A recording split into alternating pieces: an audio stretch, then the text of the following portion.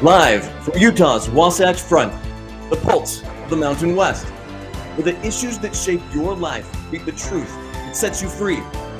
Across Utah, across the Republic, and around the world, welcome.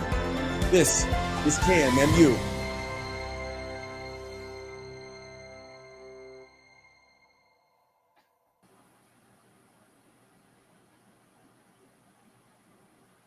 Okay, I think it's me.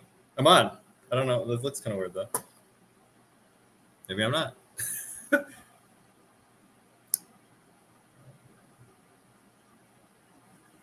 Mr. Producer, am I on?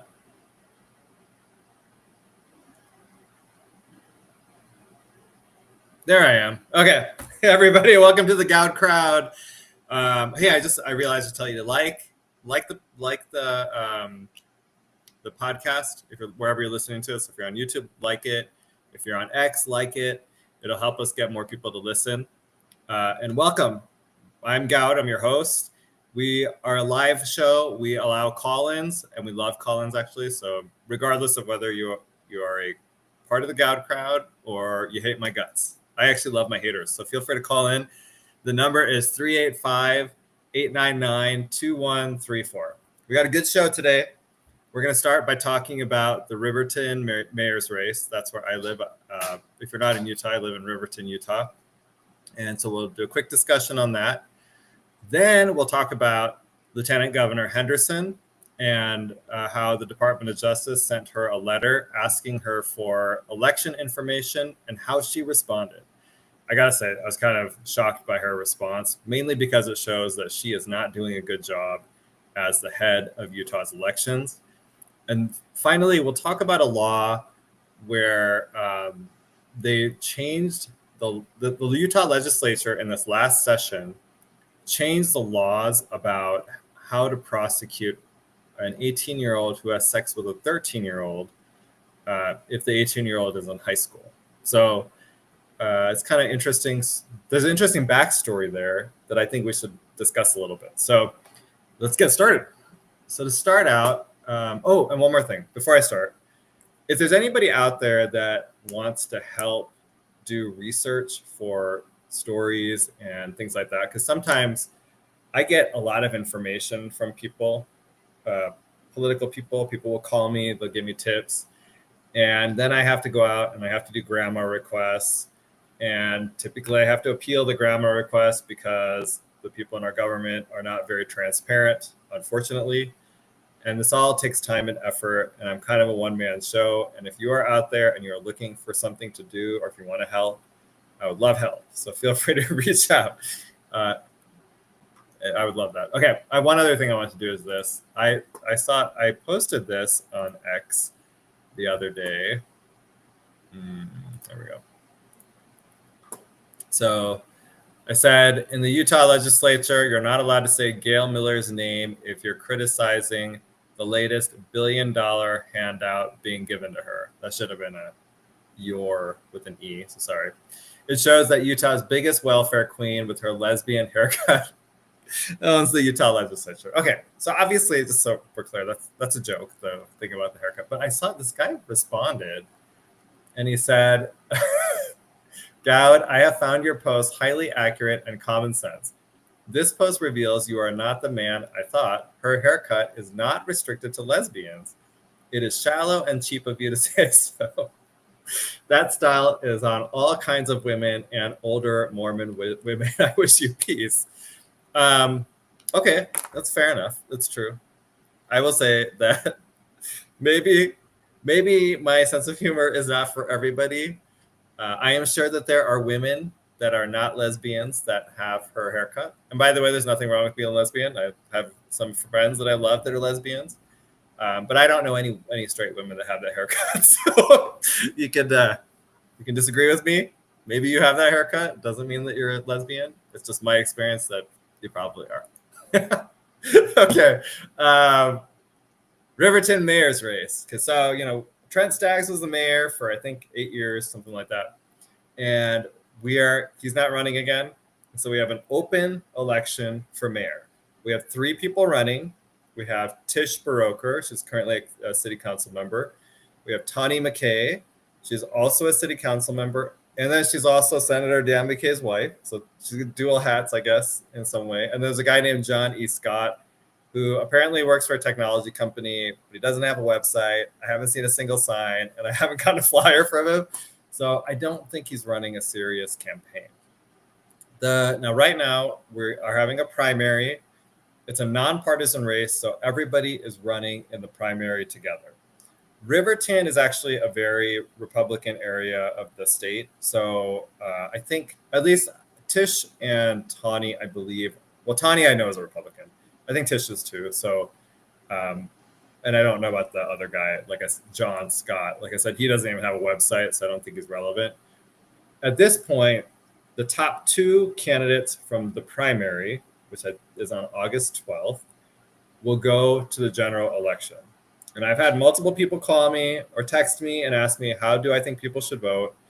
And what I have told them is, I don't want to endorse any candidates. I'm staying neutral, but I will say in the primary, I would either vote for Tawny or Tish.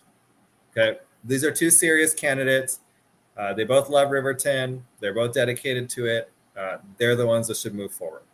And so if you're in Riverton, I would just say to you, you should vote for one of them. Then what would be great is hopefully we'll have a debate between the two of them once the primary is over. And I am staying neutral because I would love to be able to moderate that debate. I'm just putting it out there because, I have a lot of insider knowledge. I understand politics in Utah, and I think I could be useful, at least in the town that I live in. Oh, Mr. Producer said I should interview the candidates. I will do that. I'll invite them both on. I've spoken to both of them, and they both have positives and negatives. So we have a big decision to make in Riverton because it is an open race. This is kind of the Republican heart of Salt Lake County. And so who takes over is actually probably going to have a pretty significant voice throughout Salt Lake County and the state. So important race. That would be my suggestion to people. Now, I'll say there was a little bit of a controversy that happened. I think it was, last week with Tawny. And I got to okay, I'll tell you what happened, and then we'll talk. But essentially, she sent out a flyer. Let me show you the flyer. Hold on. Let's see, images. Okay, so I got them. This is Tish's flyer. Oh, so annoying. You know what? I'm so sorry. I forgot to fix these.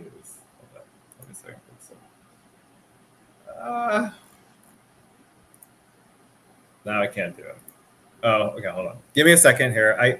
I thought I had fixed these images so that I could show them to you guys in a way that actually will not look crazy. So let me do this really quickly. I can rotate these things. There we go. And then I'm gonna do the second one. And then okay. But so Tawny sent out a flyer. Tish sent out flyers, and Tawny's flyer actually turns out has a legal problem. So let me share this again. I apologize for my screw up. Okay, there you go. So this is Tawny's. Okay, so now wait. Okay, so here, you look at the flyer. This obviously is something. This is her flyer, right? I think she's very clear. She mailed it out, and then the other side talks about different accomplishments of hers, right? And she's been on the city council, I guess, for 8 years, so that's a pretty long time. And it says postage paid by the Utah Republican Party. This is called, I think this is called franking, I think is the term, but basically the Republican Party is a nonprofit, and so they get a discount when they do mailers, and they let candidates use it. And I think the way it works is that you give the Republican Party your flyer, and then you give them like a donation, and then they pay for the postage and they send it out for you. Now, my understanding is open to all Republican candidates. This isn't actually the controversy piece. I'm just explaining this because some people think it's controversial. You'll see this in this article that she put on there that the Republican Party is the one that sent it. I actually don't think that's controversial at all. David Gaddy responded. He said, so David Gaddy lives in Riverton. He says high density housing will decide this race. I think that's probably very accurate. David Gaddy actually ran for city council in the district that I live in Riverton. And I will just say that was the only issue that everybody was talking about, high density housing. That was it. And we had really high turnout because of it. So thanks, David. That's a fantastic point. Okay, so let's go to this article real quick. And so what happened is that she did not put on there so first of all, this says, it talks about the flyer saying that the postage was paid by the Republican Party. This is why I pointed that out. It says, although such an inclusion does not run afoul of state law, even in a nonpartisan race like Riverton's mayoral contest, the campaign materials did omit a key detail as required, according to the Lieutenant Governor's office, which oversees Utah's elections. While the mailer states who paid for postage, it does not say who paid for the mailer and whether or not it was authorized by the candidate. So that's their office legal analyst, Madeline Topik, told the Trib. It is our practice in these cases to notify candidates not in compliance with state law that full compliance with the law is expected moving forward. The candidate will be notified per our standard procedure. Okay, so one thing I want to say is the reason why the Trib brings up this issue of the Republican Party paying for her postage is that it's a nonpartisan race. But the reality is there is no such thing as a nonpartisan race. Everybody that is running is typically associated with a party. I actually find the nonpartisan thing to just be exhausting because in a Republican state, it's actually a way for Democrats to get into office, because they can say, oh, it's nonpartisan. And they'll say things like, oh, it's just local issues, Goud. We just want to fix the road. It's about roads. It's about, development. These are nonpartisan issues. Okay. The problem is, though, is that these are developing your bench of talent to then run for higher office. So I actually do want to know your political party. And I think it'd be better if these are just partisan races. And the Democrat Party actually does go and support candidates in local races. They're very good at it. And you can see it if you go into the various cities throughout the Salt Lake County area. There are lots of Democrats in quote unquote nonpartisan elected positions. Everybody knows that they're Democrats. So it would be better if we were just honest about it. And some of them are crazy. That mayor of Midvale, he's like celebrating Pride starting in March of every year. It's crazy over there. That's all they do, I guess, is just Pride celebrations. Okay. And then so in response to getting this notice of violation, Tani said she received a notification from the Lieutenant Governor's office and vowed to be more careful moving forward. Okay. I don't think this is a big issue, but let me just show you what it should have looked like. So I think I had Tish's up. Let's look at Tish. She did it correctly. Here we go. So this is Tish's flyer. And you can see on here that there is, it says paid for by friends of Tish Baroker. That's like the notification you need, right? You're supposed to notify people who supports and pays for the flyers so that when they receive them in the mail, they can make a judgment about whether to believe them, right? Because obviously if a candidate sends you a flyer, it's going to be biased in favor of the candidate. I would say if a PAC sends you a flyer, it's probably pushing some sort of message. Really, everything is. And so this just helps you judge the flyer and determine whether you want to, how much credit you want to give it. So anyway, I'll just say this. I know I've seen some stuff on online where people are saying that this is mail fraud or there's other criminal stuff. I don't actually think that. I think these types of mistakes happen in campaigns, especially because there are different rules for this one, I guess this type of stuff happens. It's such a, if you look at how small that notification is on Tish's, it's very tiny here. I can totally see these types of mistakes happening. It's a design mistake. Someone probably designed it. the candidate probably isn't specifically looking for that, and these types of mistakes happen. So it is, to me, it is what it is. I know other people think it has more significance, and it may. If you disagree or if you want to add something, feel free to call in. It's 385-899-2134. So I think that's all I have to say about that. I don't think we'll see. Like I said, this is a very important race if you live out here. Okay, let's continue. Oh, let me just add one more thing. So on that partisan issue, there was some criticism of this from the other candidates criticized. So let's see here. So this is just the opposite of what I just said, but everyone gets their own viewpoint, so whatever. So according to Tish Baroker said, it is important to keep municipal elections nonpartisan. The issues our mayor and city council face impact all residents: land use, water conservation, public safety, and growth. Baroker said in a text, while I am a registered Republican, so that was kind of my point, local leadership should be about listening, solving problems, and shaping the future together. I mean, I see value in that, but like I said, my own view is that I think they're all part. I know that which party they're part of, right? And so it would be better if we just had it on the RD next to the name, and it would be. I think it would make things a little bit cleaner. So, and also, actually, maybe it would give Democrats some inroads in areas where they don't normally compete, because we have this. Instead, you'd have separate primaries, and maybe they'd make more of an effort if they thought there was a opportunity. Although out here, maybe they wouldn't win any races because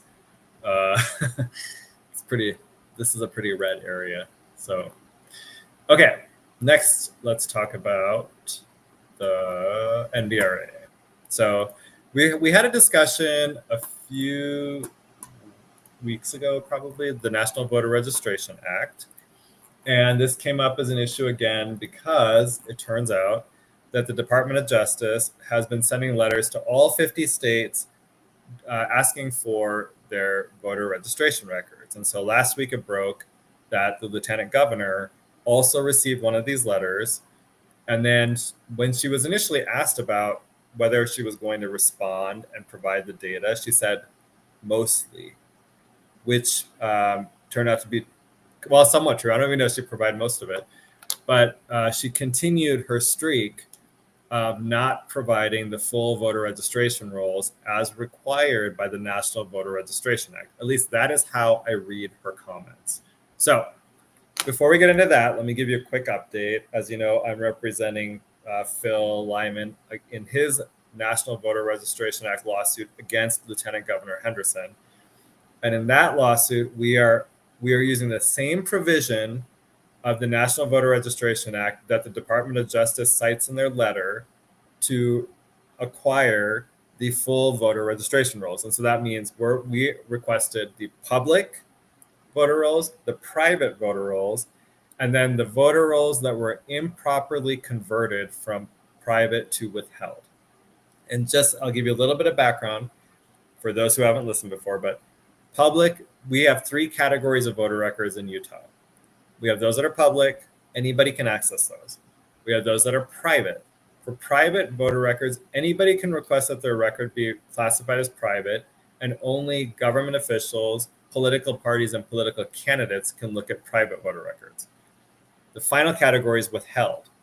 For withheld, you have to be a military member, law enforcement, or have a protective order, or live with someone who has a protective order in order to have your voter record be withheld. Withheld voter records are only available to government officials. Nobody else can see them. There's a twist, though. On May 12th of 2020, everybody who had a private voter record was converted to withheld. So the withheld voter record category is actually massive, and it includes people who are not law enforcement, not military, don't have protective orders. They just used to be private records, and they were converted. So what we have is a situation where if you request the voter rolls, a significant portion of them will not be available to you as a member of the public because of these privacy protections that have been put in place. And that violates the National Voter Registration Act. To put this into perspective, I was told that if you request the voter registration rolls for Utah County, you will only get 35% of them because 65% of the rolls there are now private and withheld. Just let me say it again. 35% of the voter rolls are available to the public in Utah County. And I'm guessing that that's going to be similar across the state. The reason is because anybody can request that their voter record be private. You just check a box on the voter registration form, and I'm guessing most people probably do it. For example, I did it. I mean, that was before I was even politically active. I just was like, oh yeah, of course I want my data to be private, and I checked it. So most people probably check it at this point. And that means that we now have these voter rolls that we're not able to really evaluate to make sure that they're accurate. Because the reason why the National Voter Registration Act was passed is because there were all sorts of shenanigans going on in the states, and a lot of it originates with bad voter rolls. So they were trying to empower regular citizens to be able to go and get those rolls and to start verifying that they are actually accurate. And what we have in Utah, those situations where we're not able to do that yet. Okay. So now I'll just tell you, in Phil's case, we filed that complaint June 6th. Some of you guys may have come to the press conference that we had. And then last Tuesday, we filed a motion for summary judgment against the lieutenant governor. And so what that means is we are asking the court to rule in our favor without going to a trial. And we're saying that there are no disputes of material fact in the case. We've already laid out the facts. Here's what they are. And that that the law, like we are entitled to judgment under the law. So we'll see what happens with that. I think they have until something like August 25th to respond. Now, let me pull up the DOJ letter for you.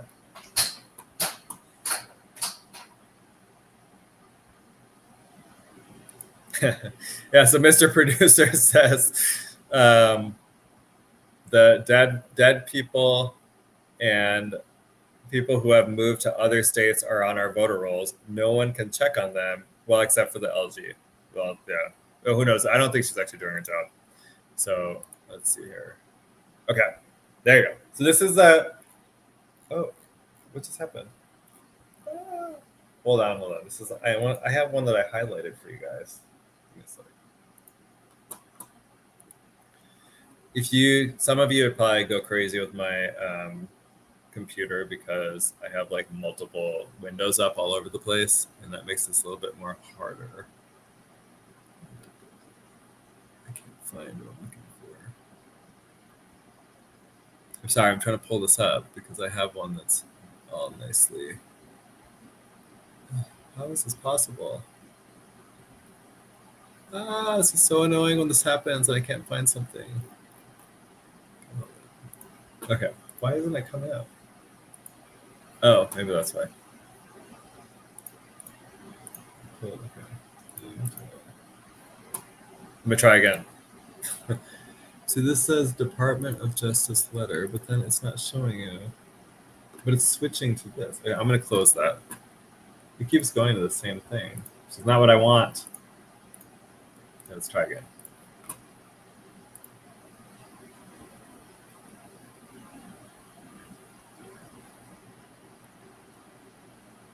Window. Here. There we go. Okay, now you can see it. Perfect. Okay. So this is the letter that the Department of Justice, it's the Civil Rights Division, that's where their voting rights section is. They've sent it to Lieutenant Governor Henderson on July 15th. Okay. And I'll just go through some of these requests so that we can kind of understand what are they looking for? What did they ask her for? And you'll quickly realize that this letter shows that she's not doing her job.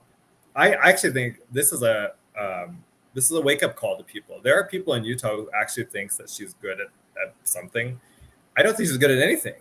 She's not doing her job. So they say, so to start here, please provide a list of the election officials who are responsible for implementing Utah's general program of voter registration list maintenance from November 22 through the receipt of this letter. including those responsible officials not employed by your office, such as local elected officials who are also involved in that effort. Okay. And you'll see when she responds to this, she's not actually going to provide a list. Actually, I'll just show it. Maybe can I just do this? Oh yeah, look at that. I can flip back and forth. Okay. She doesn't actually provide the list. She just says a list of the 29 Utah County clerks can be found at, and then she gives them a website. The Director of Elections, Ryan Cowley, can address questions or concerns relating to maintenance of the statewide voter registration system that county clerks use. And then she doesn't even leave any of his information, so not super helpful. But that's kind of, I feel like a lot of her response is just kind of brushing it off and being kind of insulting. Then they say, please also provide a description of the steps that you have taken and when those steps were taken to ensure that the state's list maintenance program has been properly carried out in full compliance with the NVRA. The next thing is, the NVRA requires each state and the District of Columbia to make available for inspection all records concerning the implementation of programs and activities conducted for the purpose of ensuring accuracy and currency of official lists of eligible voters.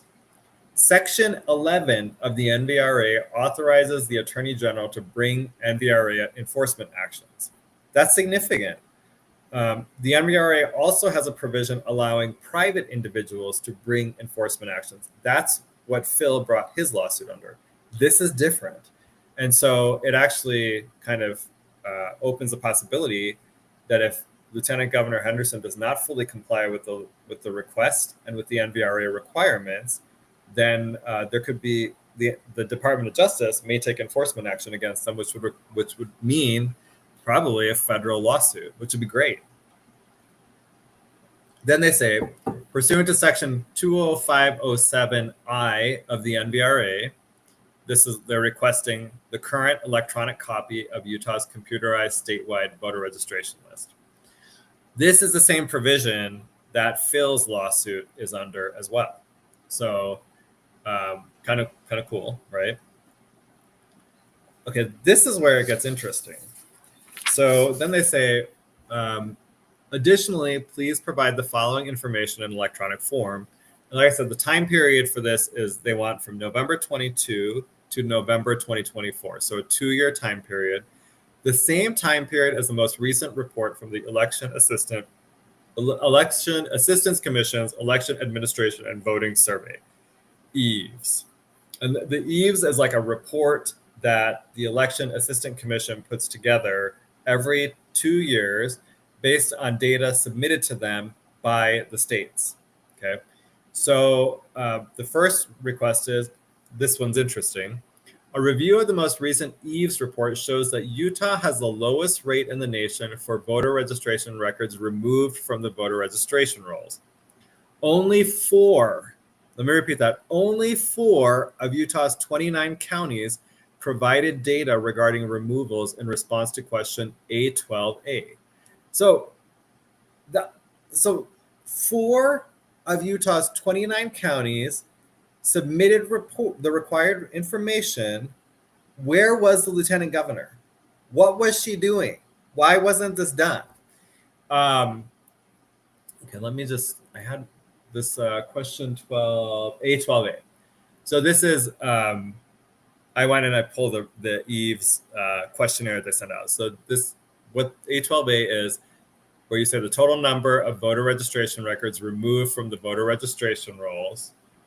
And then they also ask you to, there's other subsections, like A12B is that you want to tell, you're saying why they were removed. So the voter moved outside the jurisdiction. The voter is dead.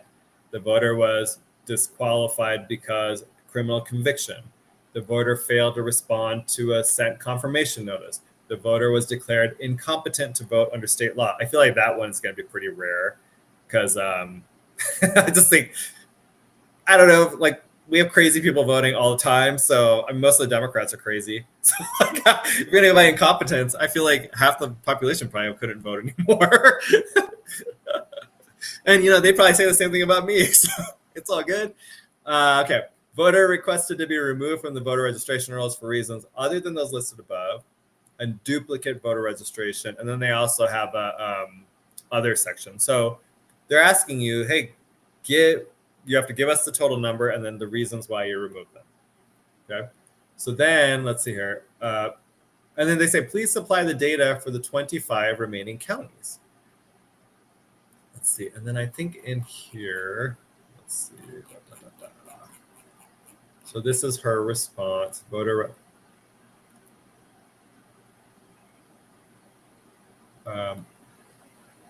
Okay. Here, I just think this is wild to me. So her response says, the information that was not entered into the Eves report by our county clerks, as pointed out in your letter, is due to reporting limitations of our 25-year-old legacy system.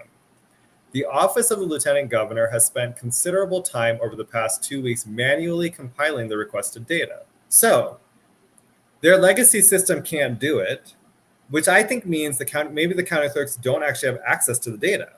But her office can do it, and she hasn't been doing it. She's been in office now since 21, right? So it's been 4 years. She should have at least submitted 22 and 24. What was she doing? Her office should have been manually gathering this data and submitting it if the county clerks weren't able to. They weren't doing it. Then she says, Utah is in the process of implementing a modern system with enhanced reporting capabilities that will be in place at the beginning of 2027. I don't care. I want to know, why didn't you do this stuff when you're supposed to do it? And I feel like if you're voters out there, you should be asking the same question. What are you doing, Lieutenant Governor Henderson? Why aren't you doing your job? Okay, so she submits the data to her office. I guess her staffers had to sit around and call the clerks, get all this data manually. However they did it, I don't actually know. What is interesting is that it is my theory, and I think I'm correct, that there are a lot of non-citizens on our voter rolls, mainly because I have gone and registered years ago. This is when I lived in Northern Virginia. So this would have been between 2010 and 2014. I was helping the Republican Party register people to vote. And there were multiple times when people came up to me and I would say, oh, hey, do you want to register to vote? And they would go, oh, do you have to be a citizen? And I would say, yeah. And they'd be like, oh, okay, well, I didn't know that, which is fine because they didn't register in that case. Or sometimes they'd say, oh, the Democrats actually told us we could register. The people over there, most likely Democrats. And so I think a lot of people don't know. And they register to vote. They might do it when they go get a driver's license because I dug into this. I think it might have been 2 years ago now. It might have been last year. But I was trying to figure out how Utah verifies the citizenship of people who register to vote. And I was going back and forth with Ryan Cowley, the head of elections. And he came back to me and said that when somebody registers to vote, you have to put either your driver's license number or your social security number on your voter registration form. They take that data and then they verify it with the relevant agencies. So if you put your driver's license number, they will go to the Utah Driver's License Division and say, is this person's driver's license number? That's how they verify your identity. And then if you give them a social security number, they'll go to the Social Security Administration and say, is this Goud's social security number? What I found out, but here's where the problem is. You can put aside illegal immigrants just for a second, but legal immigrants get the exact same social security numbers and driver's licenses as citizens. And so I went back to Ryan and I said, okay, that's fine. But do they tell you whether the person is a citizen? So if you go to the driver's license division, you say, hey, Goud registered to vote. Here's his driver's license number. Is this him? Are they coming back and telling you, yes, this is Goud's driver's license number and he is a citizen? Or are they just saying, yes, this is Goud's driver's license number? Well, Ryan would never answer the question. And the same logic applies to Social Security Administration. And then I'll just say this. Illegal immigrants are also getting they get taxpayer identification numbers, is what they call them, but they look just like a social security number. So you could use that to register to vote. It doesn't look any different than the social security number. I don't know what the number on the driver's privileges card, which is Utah's, is what Utah gives illegal aliens who go and get a driver's license. They give them a driver's privilege card. And I don't know if those look the same as the numbers on our driver's licenses. So, but I asked Ryan, do they give you the citizenship information when you go and you ask for this data? And he would never answer the question. And I'm pretty persistent, so I asked multiple times. I kept emailing him, and he just ghosted me. And I suspect the reason he ghosted me is because they do not. They don't give them. They don't give them the information. They don't have it. Social Security might. Typically, the federal government has not been willing to share that data. The driver's license division, I don't know if they do or not, and they're probably not sharing it. So there's not a way to be able to check citizenship through those two methods. On the illegal immigration front, I posted about this the other day, but I actually sent Ryan Cowley an email asking if they verify. Oh, what's the number to call? The number to call the show, if you want to call in, is 385-899-2134. So feel free to call in. We love hearing from you. So what I was saying, though, is that I emailed Ryan and I said, hey, the driver's license division has a list of people who have gotten these driver's privileges cards. I'm having trouble saying this. Driver's privilege cards. Do you guys get that list and compare it against the voter registration list to see if any of them are on the voter list? Because then you should remove them because they're illegals. And Ryan did not respond. Instead, the lawyer at the Attorney General's office who's representing Lieutenant Governor Henderson against Phil responded and told me that I need to now email him instead because I'm representing Phil against the Lieutenant Governor. It doesn't make any sense because I think this is a little bit like in a private litigation context, it would make sense. But the question I asked had nothing to do with the lawsuit. And I'm still a citizen who gets to go and ask my elected officials and their workers questions. So anyway, they didn't. I don't have an answer to that yet either. But the point here is, if you look at this list, there's a total of, in a 2-year period, there were 3 illegal aliens or non-citizens, just non-citizens, removed from the voter rolls in Salt Lake County, and 1 from Utah County, allegedly. I contacted the Utah County clerk, Aaron Davidson, and he said that he didn't know where Lieutenant Governor Henderson got this data, saying that 1 non-citizen was removed from the rolls. Because I asked him, I was like, hey, she said that 1 non-citizen was removed from the rolls in Utah County. How did you guys figure it out?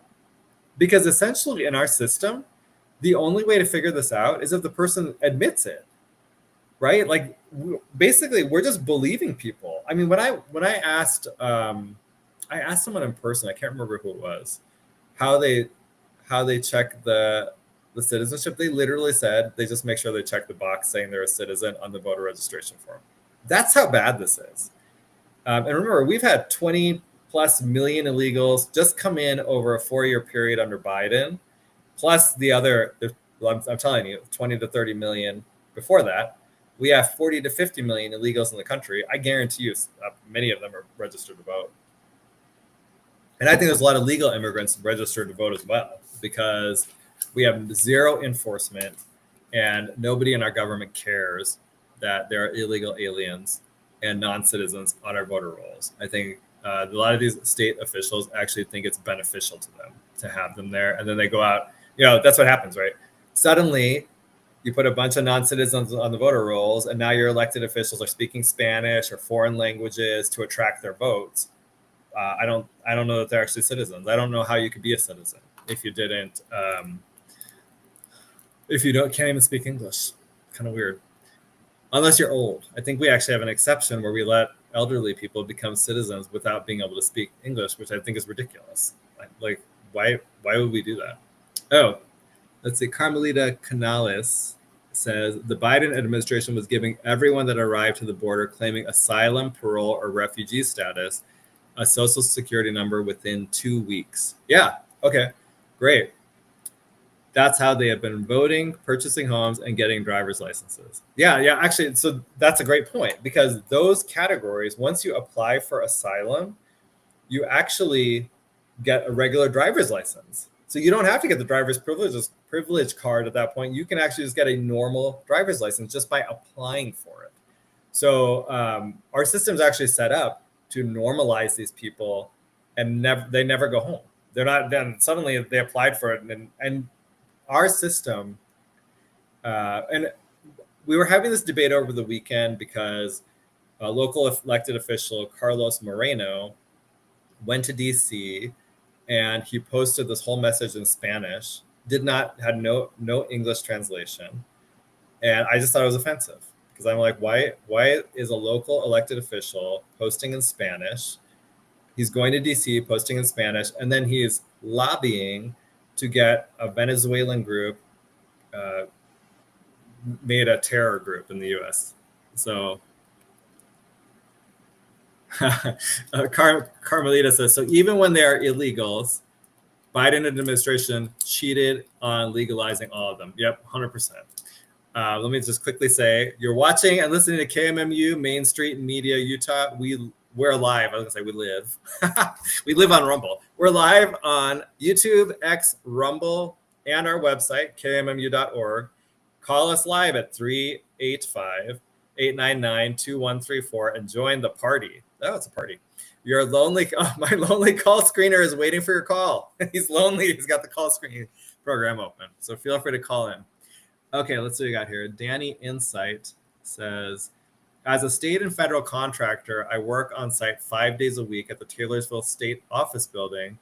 All during COVID, employees were not in the office, but illegals can go there and get a Utah driver's license and get on our voter rolls. I spoke about it. Suddenly, my contract got taken away.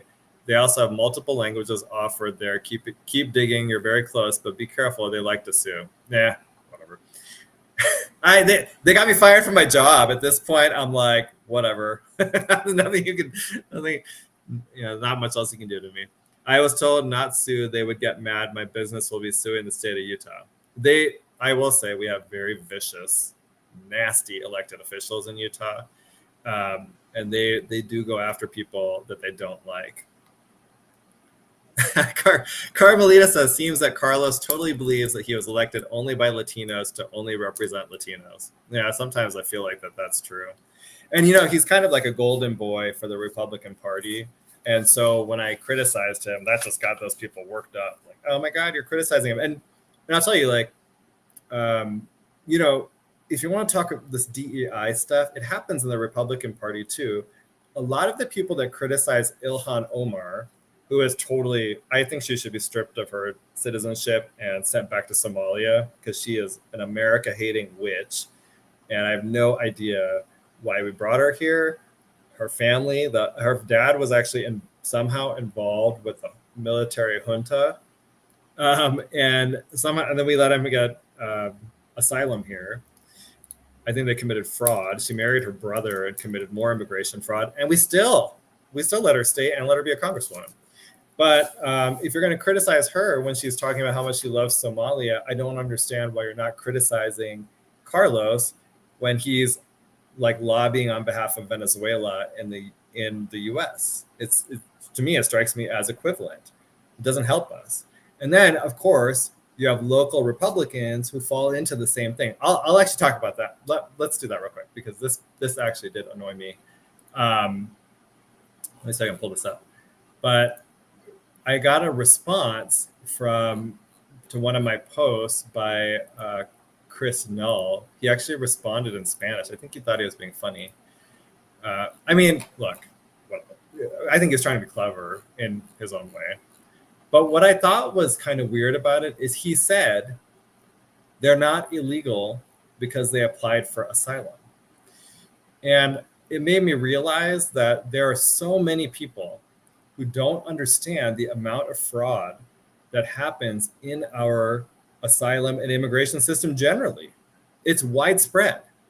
And the reason why I think Americans, and like I understand it because my parents are from India And I have seen people who have come here and committed fraud.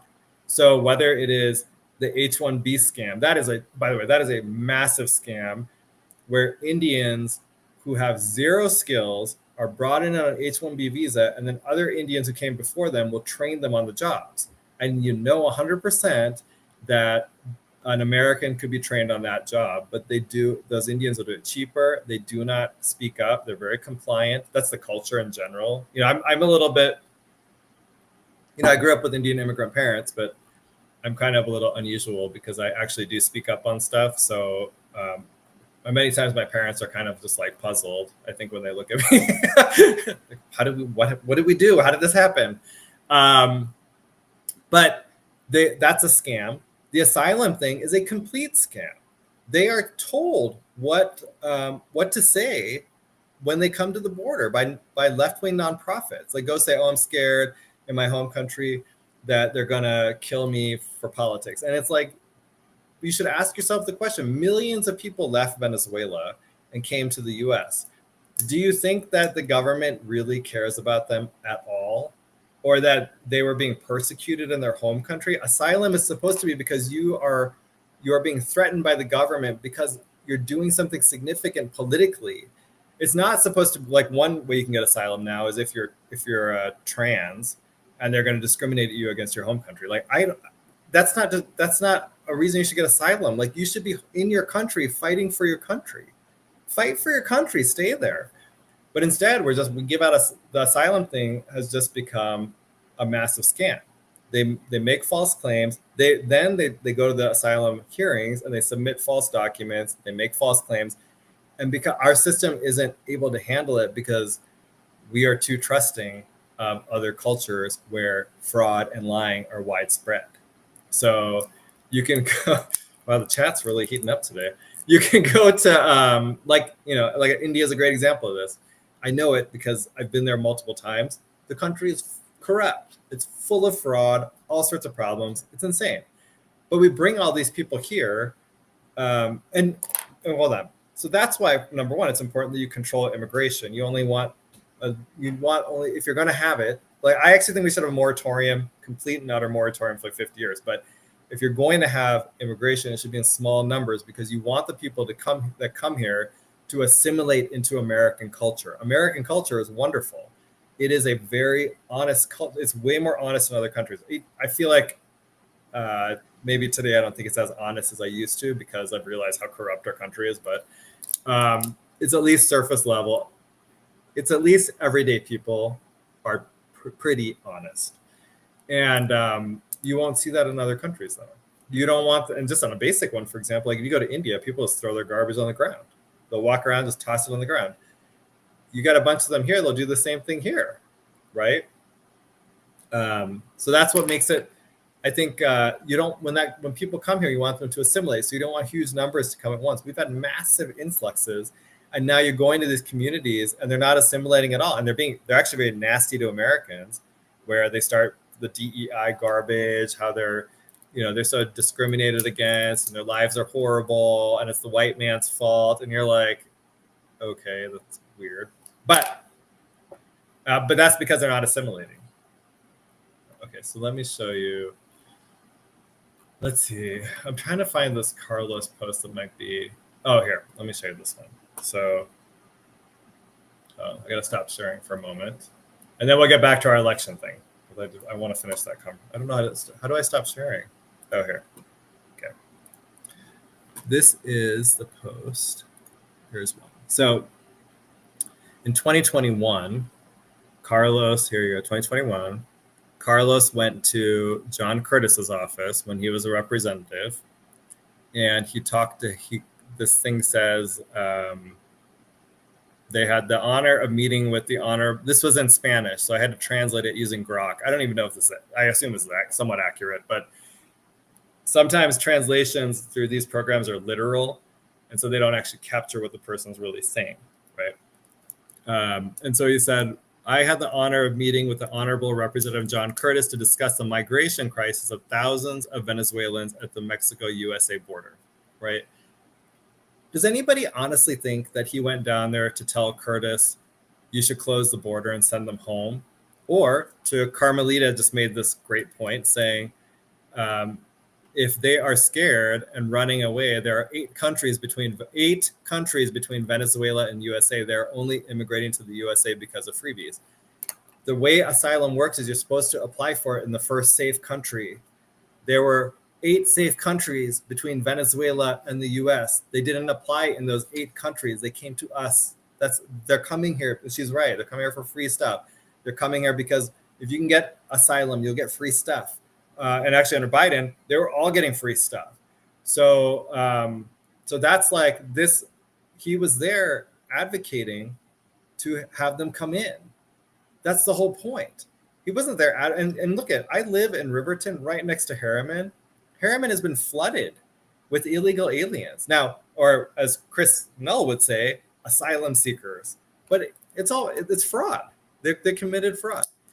Those asylum claims are fraud. These are just everyday people in Venezuela who probably voted for socialism and then are unhappy with the results. I get it. And so they want to leave. But the answer to what you did to your country is to stay and fight for it. It's not just to run away. But they're claiming asylum here, which should suggest that they were somehow being politically persecuted in their home country. But I don't think millions of people in Venezuela were being persecuted and they're actually being persecuted, actually have their lives threatened or their bodies threatened with harm. I don't even think the regime knows who these people are. I think they were happy to just see them leave because there's just fewer people in Venezuela that they have to take care of. But I don't think if you go meet the everyday Venezuelan who has claimed asylum in the US, that the government of Venezuela even knows who they are. I don't think they care. And that's the point. If you're going to have asylum, it's got to be for a legitimate reason. And we actually have to be very careful about who we grant it to. And I'm telling you, the U.S. system isn't set up for this because we don't understand in America how much fraud and lying happens in other countries. Oh my God. Okay. So now as this Harriman, like I said, Harriman is so bad that there was a gang shooting by that Tren de Aragua group around my house. Okay. I live in, and it's insane to me what they did to how they destroyed it. Utah Rant says in Harriman, currently can't wait to move out in a month. That's unfortunate. Disagree about it says, look at Moreno's financial disclosures. All heavy hitters of Utah's decline donated to him. Yeah, no. That's an interesting point. Let me see if I can find. There's one other post I'll share with you guys that I thought this was, because man, he if you go after him, he'll attack you with all his little friends. It's kind of funny. I don't care. I'm used to it. But here's the one. Okay, this was after this. I'm going to get back to my election talk. But so he said to me, I had said, he told me I should thank him for helping find these Tren de Aragua gang members that were in Harriman. And I was like, so I said, oh yeah, thank you for encouraging Venezuelans to illegally immigrate to Harriman. thanks to your efforts, we now have Venezuelan gang violence in my neighborhood. So, and thank you for catching them after you encouraged them to come here. So then he responded, and this response was just wild, but he said, for example, do you know why Venezuela became what it is today? This is like a knock-knock joke. And he said, because of people like you. I am somehow to blame for what happened in Venezuela. I have never been. I don't even care about Venezuela. I've never been. I don't even want to go there. I am an American. I was born and brought up here. All I care about is my own country. Even when the darkest of times, so under the Biden administration, when I was being forced, they tried to force me to take this vaccine, or when they got me fired from my job, or when they did all these things, there's not one time did I ever think to myself, I want to leave America and go somewhere else. I would die here, and I would rather be killed here than to go anywhere else. But he left. The reason Venezuela is the way it is because people like Carlos actually left instead of going and helping their country. And then he has the nerve to turn around and tell me that I'm the problem. I don't have anything to do with that. Now, this I thought was funny. Why are you picking a fight with me? Don't you have enough enemies in the GOP already? Right? We got a couple more comments. So Carmelita says, Harriman is Little Caracas 2.0. Yeah, tell me about it. And then she says, I have been talking about the Tren de Aragua since a year ago. You don't need to be a genius to find out how they operated. Yeah, true. And actually, there's been graffiti in the area too. So I have neighbors. They'll text me when they see it. I remember one of my neighbors actually texted me. She was like, "Oh, I was jogging and I saw some, and I went and took a picture of it." We did some research. That one wasn't trend to Aragua, but people are keeping an eye out on it, and they'll actually go clean it up. That's the amazing part, is because this is actually like a very close knit area where people know each other. We can tell when there's someone who doesn't live here walking through the area, all this kind of stuff. So when these things happen, it actually has a really big impact. It's not a good thing. Okay, so then he said, "Why are you picking a fight with me? Don't you have enough enemies in the GOP already?" And this goes back to the point. Yeah, look, I'm just interested in the truth and justice. Okay, and so what that means is I'm not for sale. I have actual principles. And that's why, like, when I ran for the state house seat, the establishment people came after me so hard. It was because they knew I'm actually pretty independent. My thinking is independent. There's some Democrat. I mean, look, overall, I think Democrats are crazy, but they actually have some ideas I really like, because I'm not someone that's going to just be like, "Oh, the Republican Party tells me I have to do this, I'm going to do it." Carlos doesn't have any enemies among the establishment Republicans because he is one of them. He's just a tool for them. He's like their token tool that he does what they say. He votes the way they want him to vote, and that's it. That's why he is there. He's never going to be independent of them. It's ironic to me, like, because he left this dictatorship in Venezuela, and then he comes and he's literally in bed with the establishment in Utah, because he's not going to be that person that is going to stand up when there are bad things happening, or stand up to his colleagues and try to push the actual things that we need done in our county and our state to make it better. This isn't the guy for that. I think that's probably why he got really worked out. Okay. Oh, and then he said this. Let's see. "I'll speak Spanish whenever I want, with whoever I want, wherever I want, just like I do with Portuguese and English." And I was like, you go speak Spanish with whoever you want. My point is, if you're going to post and talk about official things, do it in English. This is America. Okay. Anyway, I feel like that's how I feel about that.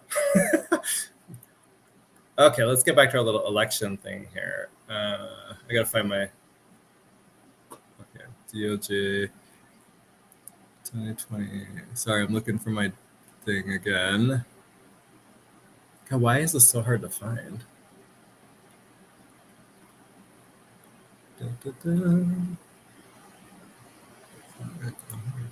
Okay, Department of Justice. Let me try again. Oh wait, I did it this way. That's what. Okay, there we go. Okay, so review of these. Okay. So we already talked about how there were only 4 people removed. Like, just recap. We were just talking about how there were only 4 people removed from the voter registration rolls for being non-citizens over a 2-year period. The question that we need to know is, well, first, number one is the Utah County one. The one from there appears to not be accurate. That's first. So maybe how accurate is the data? And then number 2 is, if Salt Lake County removed 3 people for not being citizens, how did they know they were not citizens? The current system is not set up to provide that information. So did they admit it? Did it somehow come out that maybe they were deported? I don't know. This might be a good question to reach out to Lanny Chapman about. I'd be curious to know what data they had that allowed them to remove those 3 people. So, okay. Let's see, data. Okay, and then the county clerks responded to 8th. All right, here we go. Let's go back here. Oh, no data. So this is the second one. So after that, she talks about how only 4 of the 29 counties responded to that data. Like I said, it turns out that her office has to manually gather this data, which for some reason they hadn't done before. Even though she should have been tracking this her entire first term, which is, for someone who's running around always talking about how we have the gold standard of elections. Does everybody remember that? We are the gold standard, guys. She's not even doing the basics. This reporting is actually important to make sure, so the federal government can check and make sure that our voter rolls are accurate. And maybe part of it is that she's busy doing other things. Let me show you one of the things that she did. This is why I think she should be out of office like yesterday. But unfortunately, some Utah voters are way more forgiving than I am. So I like to play this because I think people should know. Here we go. Big believers in the free market. And we're also big believers in personal responsibility and consequences of actions. Mm-hmm. And so my message today. Can I say, if you hear someone talk like that, how do you vote for them for any office at all? What a nasty person. For business owners is Governor Cox and I support you if you decide to require your employees to be vaccinated. We support you in that. So she was busy pushing the COVID vaccination on people when she had no idea if it was effective or if it was safe. But she's supposed to be the head. So she could have been focused instead on, her job, making sure that you get your reports in on about the election system. But this is what she was busy doing, trying to push unsafe medical treatments on people. My next message is for physicians. Studies have shown that physicians are the most likely people to be able to change someone's mind, to be able to get those who haven't been vaccinated to become vaccinated. Us standing up here talking to the unvaccinated is not going to move the needle much. But physicians, you play a critical role in this. And I can't listen to any more of that. Anyway, point is, nasty person, should have been focused on her job instead. I just can't. I don't like people like that because I think they're fraud. Like, she's a fraud, but also that she was willing to push that on people. Yeah, Mr. Producer says, anytime someone starts with studies show, I stop listening. Fair enough. Most of those studies are fake anyway. By the way, if you have comments in there that I didn't read, when as we get closer, then I'll go through and read them. We'll read them out loud so everyone can hear them. There's some good ones that I kind of missed. Okay. So we got, let's see. Oh, thanks. I know. Mr. Producer also says, your new computer is working way better than the old one. Isn't that true? Isn't it nice that I finally bought a new computer? That old one sucked. This one now, I'm so used to it. When anything goes wrong, I'm like, I can't believe why is it slowed down? What is wrong with this thing? When before it was like all the time like that. Okay. Okay. No data was listed for any. So Department of Justice says to the Lieutenant Governor, they're talking about the Eves report again. No data was listed for any county in Utah in the Eves survey for question A3D, which asked for information regarding registration transactions submitted by persons already registered to vote. Please provide the data on duplicate registrations for each county in Utah. So she says, the county clerks responded to A3D in the Eves report with data not available or does not apply, both of which seem appropriate given the limitations of the legacy system as previously noted. Individuals with a valid driver's license can submit an unlimited number of changes to their voter registration online. The system allows the county clerk to process the most recent registration, which then supersedes all the other submitted changes. And then the prior online changes submitted by the voter do not create or constitute a duplicate registration. The problem with her responses, they asked for to tell them how many times, to tell them these registrations, right? Like how many times are people applying at the same, let's read it again. Hold on, A3D, let me just pull this real quick. A3, no, this is it. All right, A3D. I want to pull this because it actually says something that is interesting. Oh, here. So this says A3D in the Eves report is registration transactions submitted by persons already registered to vote at the same address under the same name and personal information, date of birth, social security number, driver's license, and with the same political party. So this is a very specific question. They are asking if somebody keeps submitting a duplicate registration. So to what the Lieutenant Governor said, even if they're submitting the same thing repeatedly, you're required to report that in the Eves report. I think they're looking for something with that data. So, for example, if you keep seeing someone, let's say weekly, they're registering to vote at this, and they're not changing anything, same name, same address, same personal data, same party registration, that could indicate some sort of fraud, because normal people don't do that, right? So I don't think her response is actually appropriate to that question. She needs to provide the data. Okay, next one was, most counties in Utah reported no data for questions A10B through A10F, which track the outcome of confirmation notices that were mailed to registrants. Only 6 counties out of 29 provided data for any category, and only 2 counties provided data for all categories. That's bad. We have a reporting problem. So A10 through B is about, they send out these notices, like if you don't vote in 2 general elections in a row, they'll send you a notice to confirm that you're still at your address, that you're still in Utah, whatever. Like, are you still here? Do you still exist? And then they're supposed to report what happened, right? So, for example, they could have notices that are returned as undeliverable. Notices where the person confirms, no, I still live here. Maybe they didn't want to vote, right? I didn't want to vote for 2 years. Or they update their address. Or they confirm, yeah, you should invalidate my registration. I moved. And so those are some, and then there's also an other category. So in response to that, she provided the data. Let's see here. It's merged records. Okay. So sorry, let's just go back. So this notes that there's some 812. Sorry, hold on, I'm just trying.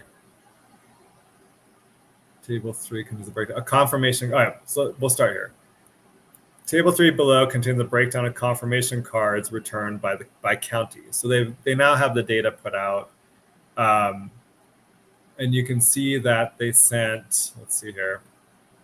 There's 108,699 confirmation cards during that period, and this breaks down the responses, how people responded. I will say that just a stylistic note for the Lieutenant Governor's office, your headers should follow to the next page, all of them, because right now it's hard to follow this. You have to keep going back and forth. See that?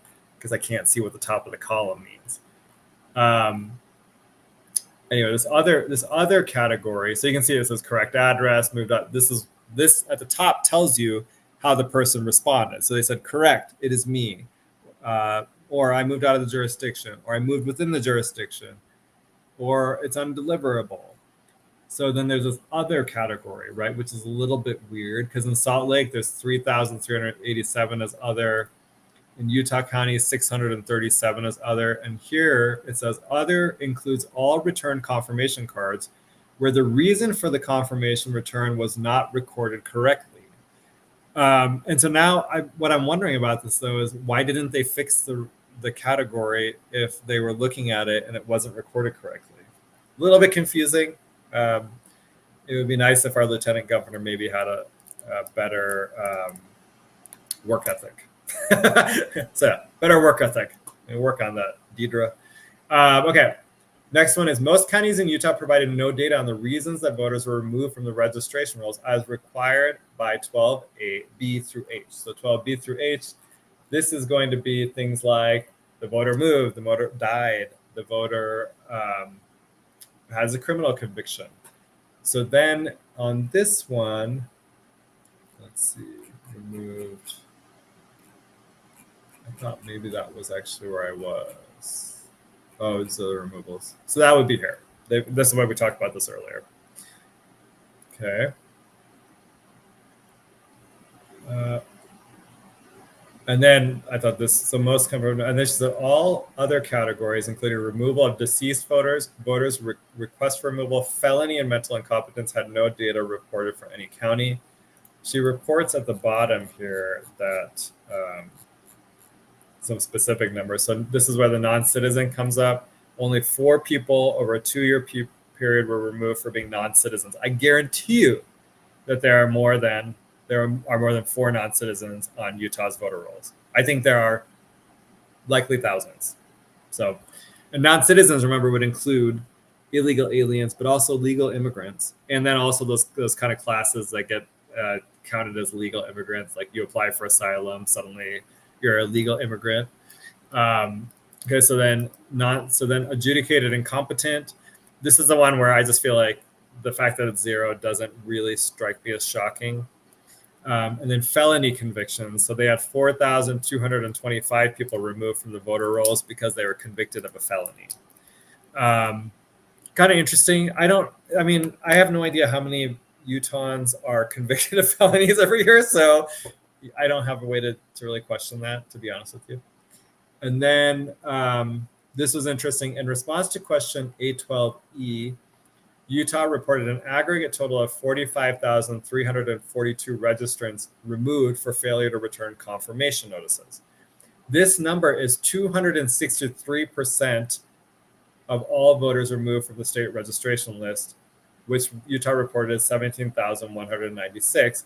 Please provide an explanation for this discrepancy. So they're saying that you reported the total number of people registered was 17,000, but then you said the number removed through these confirmation notices was 45,000.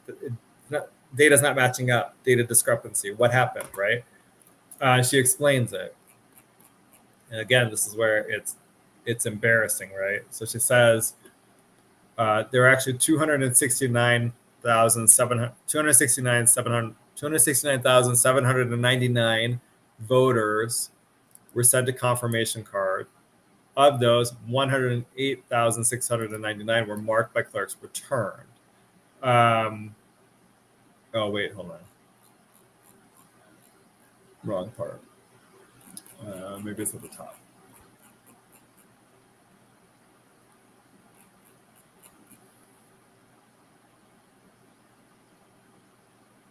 Oh, here. Okay, this is what I was. Sorry about that. Okay. So that data was inaccurate because it was incomplete. So she says the reference to the Eves report question A12A, that was what we were just talking about, and subsequent conclusion that Utah has the lowest rate in the nation for voter registration records removed from the voter registration rolls is based on incomplete data and therefore inaccurate. The statewide total of removed voters was actually 109,346, not the 45,000, or sorry, not the 17,000 that was reported. So this data is a real problem. If you're not actually reporting the data, that means you're probably not compiling it. And it means that you're probably not doing your job to make sure our voter rolls are being kept up and that they are accurate, because you're not doing the checks necessary to be able to make sure that that's happening. And the lieutenant governor stands above all of our clerks. She's supposed to be in there in the weeds, trying to make sure that all of the clerks are complying with the law and that they are actually doing the job that they're supposed to do to, keep our voter rolls updated, but also that her office is doing what they need to do. If your system that you have in place is a legacy system that can't automatically gather the data you need to submit for these reports, you have an obligation to do that manually through your office, as you did when DOJ actually demanded that you do it.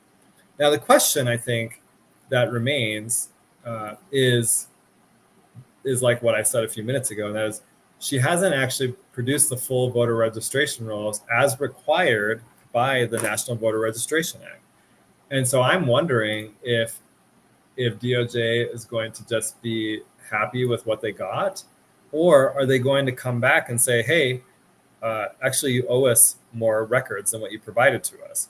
I'm hoping it's the latter, because we actually need that type of a wake-up call in this state. There's so many people that are over trusting of elected officials like her. So I have no idea how you trust someone like that, but that's just me. And actually, it's based on the record, right? If you look at the way that she has operated as a lieutenant governor, it's not good.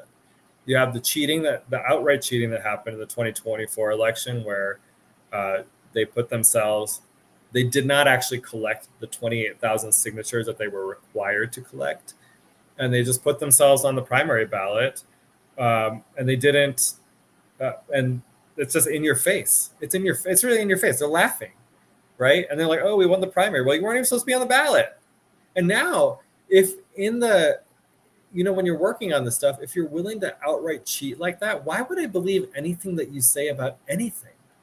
You're clearly a fraud, and you could be doing all sorts of stuff And clearly there's people in your office that'll go along with this that we don't know about. Who knows what's going on back there? So we need DOJ to come in and do this. Obviously, like, we still have Phil Lyman's lawsuit going forward, and that'll be another effort. But these efforts, I think, will help bring a lot more sunshine into our election system and hopefully clean it up, because I think it's a lot worse than what people realize. Okay. I think that's all I have on that. Again, if you have any questions, if you want to comment, feel free to call in. It's 385-899-2134. It also gives me a break from having to talk. Oh, okay. One more thing on this. Let's see. There was, this is on her letter. Oh, and I'm clicking on the wrong thing. What am I looking at? Hold up. This one. I looked at a couple of things. So here, verify the identity. There's a couple of things she talks. She goes through and she kind of lists the things that they do generally to comply or to keep the voter rolls updated. I don't know how much credibility she really has on this, but and what she says is very generic because she doesn't get into details.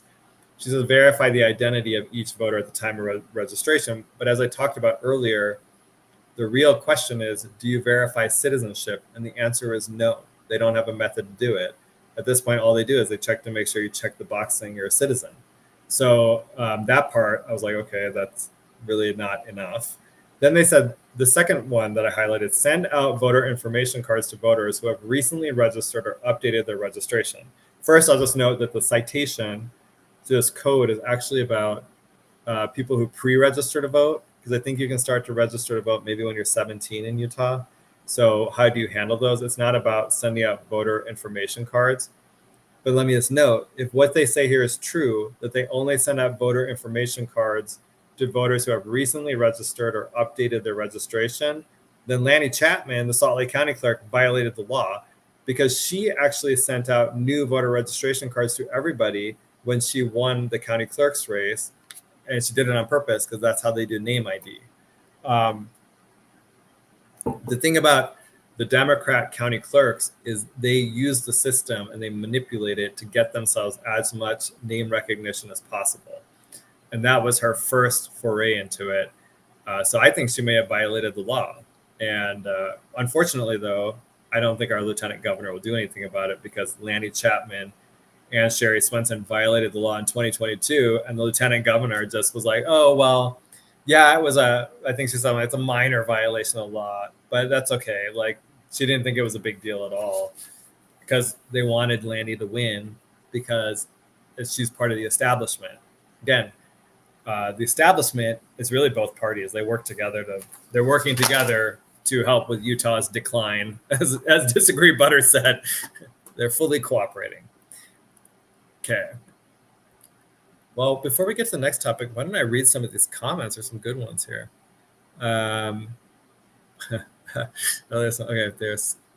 So Carmelita said, speaking another language is a superpower, not a sin. I guess Carlos Moreno said that. Interesting. Keep calm and learn Spanish. Also. It looks like maybe that's a Carlos quote. And then she points out, we're talking about how Venezuelans have to go through 8 countries to get here, and asylum you're supposed to apply in the first safe country that you hit. She points out all 8 of the countries before the U.S. speak Spanish. Yeah. So why wouldn't you stay in one of those countries? Why would you come all the way here? You could go to Panama. I think it's very beautiful there. But obviously, like, you're... oh, we have a caller. Yeah, put them through. And then, let's see. Oh. Hey, Monica. Go ahead. Yeah. Hi, Goud. Hey, how are you, Monica? I think you're gonna you're gonna talk about grading in schools. Is that what you're gonna talk about today? Yeah. Let's talk about that. Yeah. I had read this post, and I think I sent it to you, where they talked about how the grading system has changed, and I was kind of shocked by it.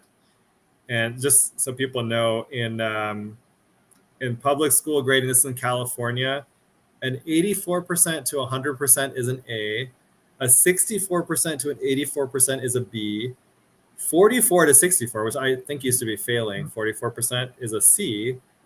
24 to 44 is a D, and 0 to 24% is an F. Can you I'll talk about that? Give us some illumination into what's going on here. Oh yeah, totally.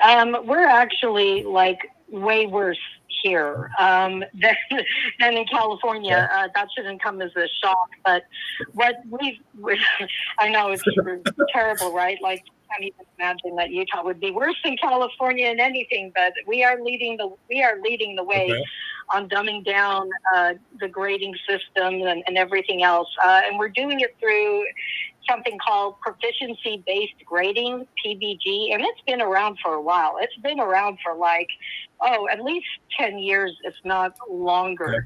But what they've reduced the grading to is basically they actually, what California has, like 1, 2, 3, 4, 5 levels there, and it looks like an F is a 0 to 24%. Mm-hmm. We're even worse. Like an F here is like 0 to 0.99%. It's not even like 1%. Wait, are you being serious about that? I am being serious. Yeah. Do you want me to? I've got an image I can send to you. And this is in Granite School District. And Granite School District has been using proficiency-based grading. Oh gosh, ever since my kids entered into the system, into the I think it was like around the middle grades there, so middle school, and that was, like I said, about maybe 10 years ago or so. Okay. Let me see if I can send this to Dwayne, and he can throw this up for you, so you can take a look at it. I'm sharing the one from California right now, so people can see that. Yeah. The one from California is bad, but we're 10 times worse. And it's an entire revamping of how kids' knowledge is graded, because they're not really graded towards assignments or homework or necessarily even tests. What proficiency-based grading grades for kids is whether or not, like, how proficient they are on a scale of 1 to 4 in meeting a state standard. And so they can assess a kid on a particular state standard using like multiple ways, or what they call multiple modalities. Like, they can give you an assessment, they can give you a quiz, they can have a discussion, they can have you write something or look something up, or even just participate in a process.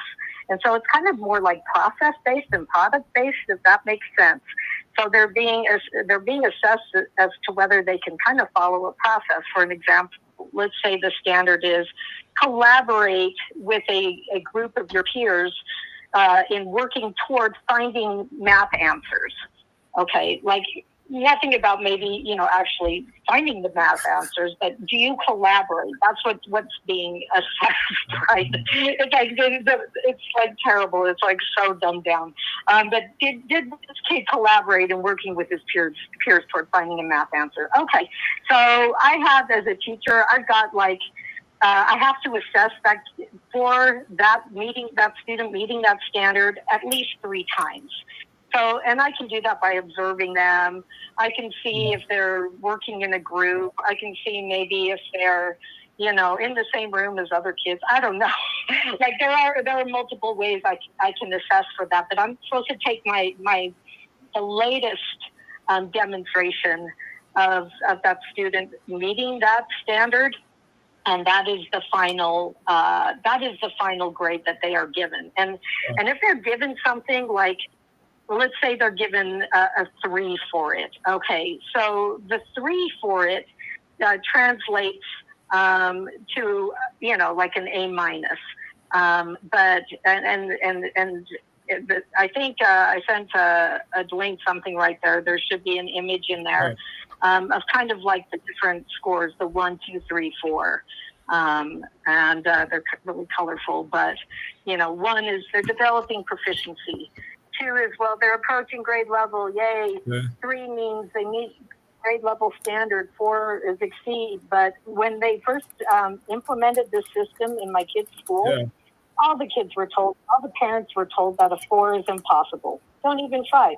A 4 is impossible. You'll never get it. Most likely your kid will get a 2 or a 3, which boggles my mind, because what they're saying essentially is like an A is no longer, you can't earn an A, essentially is what they were telling the kids at the time. And I remember like talking to a bunch of parents, and this is before I got involved in all the school stuff, but just as a parent, wondering what is the point of telling your kid to do their best when they're telling them that to get an A essentially is impossible. Yeah.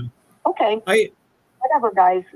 You know, Monica, on this, to me, when I'm listening to you, this just sounds so complicated and difficult to follow. So for students, if you take them from like a system where you're getting grades where 90 to 100 is an A, 80 to 89 is a B, strikes me as very simple. It can make sense. Obviously, there's some judgment in grading things, but at least like you understand it's a clear system. I mean, maybe talk about how do students respond to being switched from a system like that to something where it just sounds like people are making these random judgments and setting up a whole new grading system that isn't even geared towards, it doesn't feel like it's geared towards getting you to perform at your highest level. No, it's not geared to getting you to perform to your highest level. And that's the whole point. Like they tell the kids that, you know, and I had to have the teacher explain it to me back then, because it seemed like every teacher had their own interpretation and spin on it. And I was wondering, why is my kid getting assigned homework and yet he's being told the homework doesn't count for anything? And why is he giving assignments or what are called learning activities, but his performance on the learning activities doesn't mean anything? So it feels like an exercise in futility for these kids. And the teacher basically said, look, we are grading not the product again. We're not grading the assignment. We're not grading the homework. Maybe the assignment and the homework are what helps them learn the material, but how we assess them could be we just maybe listen to the kid, you know, or we may give them a quiz, or we may do this. And usually it comes in the form of some kind of an assessment again. Okay. But all the things that we used, and we would produce a product and like, hey, I did an essay. Well, the essay might not necessarily count as it's like, it's not the essay that's getting graded. It's whether that essay helped meet a standard, and that single essay might or might not, it might meet one standard really well, and it might meet another standard not so well. So, you know, I think it's confusing for the kids. I think it's confusing for the parents. And they, under proficiency-based grading, they get as many opportunities. Like they say, keep trying basically until, you know, you get as many chances as you want to demonstrate the grade. And as soon as you've done your last chance, we'll just take your last effort and we'll say it's kind of good. When it comes to like doing a test or something like that. Of course, you know, there is usually a cutoff level, but that's how they train the teachers is, you know, they should get as many opportunities as they can to demonstrate competency, to demonstrate mastery. Yeah. But it's such a, you know, it's like, okay, so I'm on the computer and I get the answer wrong, right, for a quiz. And so I just get back on the computer again and I take the quiz again. And hopefully this time I'm guessing better. Or if I didn't guess much better that time, I get on there again and I pray that I might be a better guesser the third time. Oh. If you're a good guesser, you're going to do great the first time, and you can count that as good. But if you're not a good guesser, well, do not necessarily even understand with everything being online, what it is you missed, why you missed it. I've had that happen to my kids. My daughter, she was taking this pronoun quiz. And she rarely would ask me for help, but she's like, Mom, I don't get it. Yeah. I think I'm getting this right, but every time I take it, it tells me I didn't get a high enough score. So I have to retake it, but I don't know what I missed. I don't know what to improve on. And so she had to just basically keep on guessing until she got the score that was required for her to say, I have done my test. I am proficient. It's a joke. Huh. Crazy. Is there any sort of movement to try to change things back to like a more traditional grading system? Monica, are you there? I'm here. Did I lose Goud? No, I hear you. I think we lost Goud. No, I'm here. I'm showing your images, but hang on a second. I'm here. I hear you. Let's see. Goud, are you there? Yeah, Can't I hear hear you. you. Hello. Sorry, guys. I guess we're having a technical. Let's try this. I don't know what it is. There we go. Now you're back. I've been Now here you're the back. whole time. Okay. Oh yeah. I think we lost our audio here. You were talking away. Oh, okay. So go ahead, Monica. Did you hear my question, Monica? Well, I just said, what was your last? is there any sort of movement to try to go back to a traditional grading system in Utah or even in the nation as a whole? No, and actually, this may blow your mind. It may not. It depends on how close you've been following the trends in education. But the trend now is to move to what are called mastery transcripts. So instead of having, showing that, okay, Johnny took science and he took English and he took math and he got in, and usually what they'll take is they'll take a proficiency based grade, like a 1, 2, 3, 4, and they'll translate it to an A, B, C or whatever for colleges that still require that. Mm-hmm. They're trying to do away with that entirely. And what they want to do is show this transcript where it's like, okay, this is Johnny's cultural competency mastery level, or this is Johnny's empathy level. This is how far he is in developing his communication skills or his critical thinking skills, with a little bit of math and English and science and so on thrown in. But they're being graded on their social emotional learning competencies, and that is the mastery transcript. It is the transcript of the future. Utah is leading the way on this type of transcript. We have over 100 schools participating, I believe. We are the #1 participant in this program nationwide. We have 7 colleges, state universities that accept, and private as well, that accept this transcript. A couple of years ago, back in like 2022, it was just BYU and the U of U that were accepting this transcript. Now we've got 7. Wow. Okay. Well, thank you for that. God, that's like mind blowing. Thank you for calling in today. Where can people find you or follow you? Because I think you put out a lot of good information. They can, they can follow us on higherground.work, WORK, that's our website, or on X, and our handle there is at highergroundut. And of course, Natalie Klein puts out a lot of information on her Facebook. You can just look up Natalie Klein on Facebook or Monica Wilbur on Facebook. There's so much on education, it's impossible to get it all out. But and we have also on YouTube, same handle at Higher Ground UT. Great. Thanks for calling in, Monica. Okay, man. Okay, thanks, Al. Bye-bye. I gotta say, we make everything so much more complicated than it needs to be.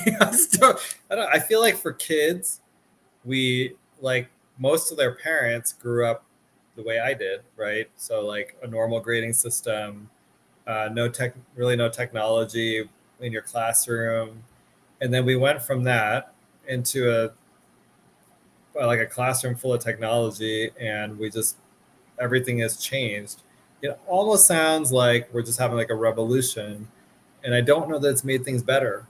Yeah, and I don't even know if the education system's any better. I mean, I know that all the kids come out knowing that there are 5,000 genders and what kind, all their pronouns and stuff. But do they actually know math and science and English?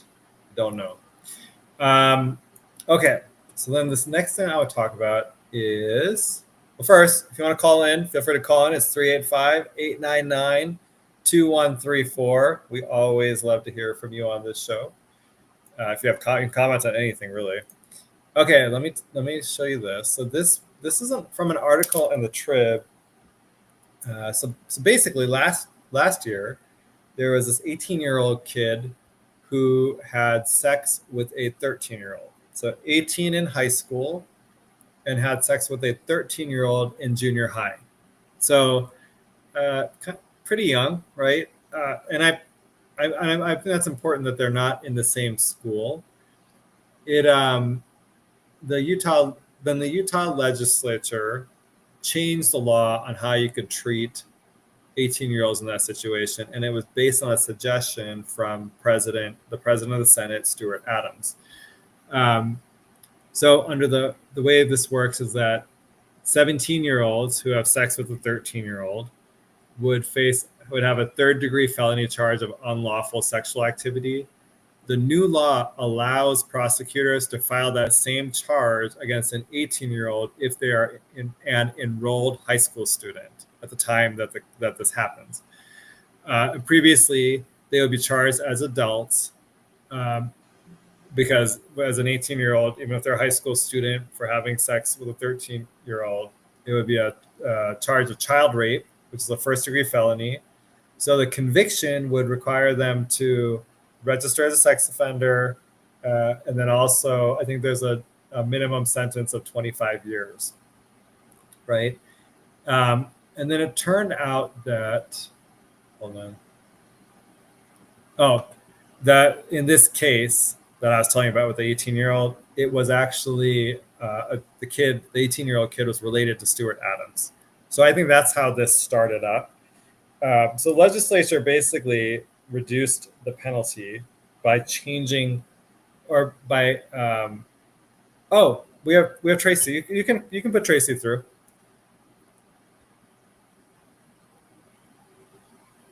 Anyway, okay, was she there?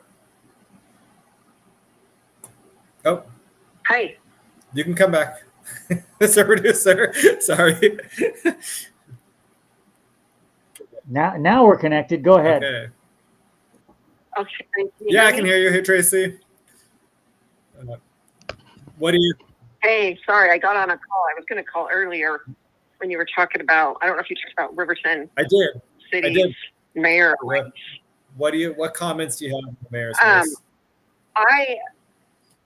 Well, it's even with your election discussion that you were talking about. You were talking about the voter, all the fraud and the voter records. But it's so gross in Utah. Like in our mayor race, they sent out this flyer, Tony McKay did, and it says paid by Republican Party.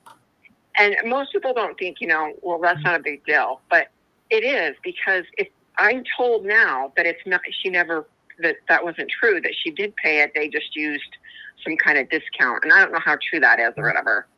But if that is true, that she really paid for it and the Republican Party didn't, that's mail fraud.